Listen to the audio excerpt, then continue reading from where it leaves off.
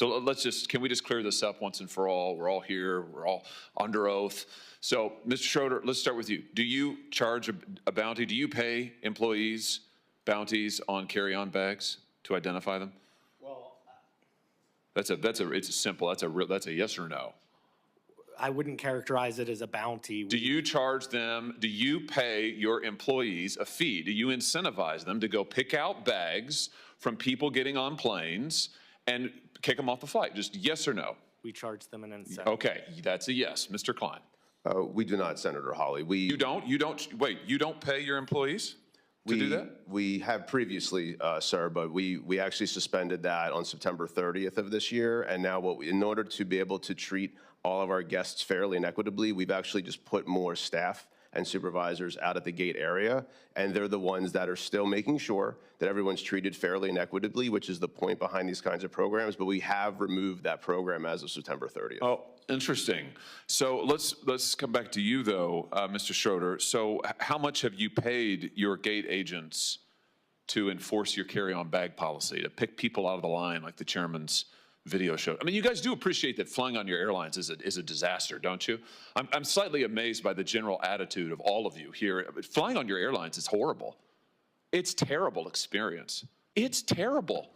It's absolutely terrible. And your attitude here today seems to be, well, devil may care. There's nothing we can do about it. Well, I think we are going to do something about it. So how much have you paid people to pull out customers who are in line with a bag that's 2 centimeters too big, Mr. Schroeder? Well, we recognize this is a hard job, and so therefore we incentivize them to do that. How much? It's $10 per bag. Wow, $10 per bag. And I think, Mr. Klein, you and Mr. Schroeder, your airlines cumulatively have spent $26 million paying gate agents between 2022 and 2023 to catch passengers whose bags are a little bit too big. $26 million. I mean, if people want to know why it's such a terrible experience to fly, this is news for them today. Your airlines are paying millions of dollars to your employees to harass people who've already paid. They're there in line because they've already paid. It's unbelievable. By the way, let me just ask you this while I have you here. Why is it that you charge different people different fees for carry-on bags? Why is that, Mr. Klein? Why isn't it just a flat fee? Why is it that I might get charged one fee, but my wife might get charged a different fee? Why is that?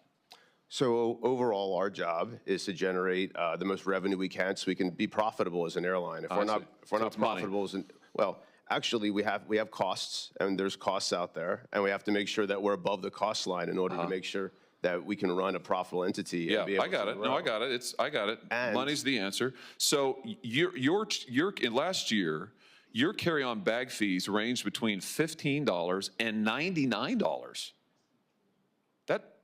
That's extraordinary. One person might pay 15, somebody else might pay 99. How do you determine it? Is it based on personal characteristics? It's you charge women more? It's never based on personal characteristics. You charge minors more? We do not, sir. What, just people who are suckers? I mean, how do you do it? Well, there is a cost to carry any kind of bag. Yeah, but why do you charge some people more? I understand the cost, and you made clear money's your bottom line. I get that, but why is it that you're charging some people what, triple, quadruple the amount? Well, the length of the flight should matter in this as well. So yeah, but that's not the data. The data shows is we're talking about the same people on the same flight might get charged radically different prices for a one carry-on bag. You do the same thing for check bags. Why is that?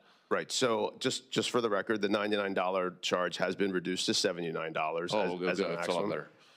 And what ends up happening here is we want to make sure that we can get the best price to the best people at the right time. The best people?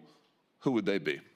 Sorry, let me rephrase. The right price. Are those the people who, what? I mean, no, explain it to me. I'm interested.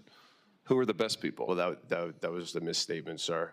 What we're trying to do is get the right price at the right time. And what that also means is making sure that if someone's on a flight that's now filling up, and we have a lot of, as we talked about, unbundled pricing. And they get screwed? So like if you have the misfortune of having to book your flight at the end because maybe something's been canceled, then you're going to get screwed? Is that what you're telling me? You're not one of the best people. Are you referencing just fares I'm just responding to your testimony. I'm listening to you, and you just said as a flight's filling up, you're going to get charged more. Not always. Sometimes you'll get charged less. Exactly, right, sometimes, right, but you'll never know, right? That's the beauty of it. It's like Russian roulette. Flying on the airline is, I would disagree, you have no sir. idea in the world. I would disagree. Wait, no idea. It's You very just said it. It's very transparent, We'll have sir. it. Listen, there'll be a It's transcript very generated, and I'll send it to you with a bow on it. You can read your own testimony just now. You have no idea what the fee is going to be ever. Mr. Schroeder, what about you? Your airline charges, sometimes it's $0 for a bag checked. Sometimes it's $99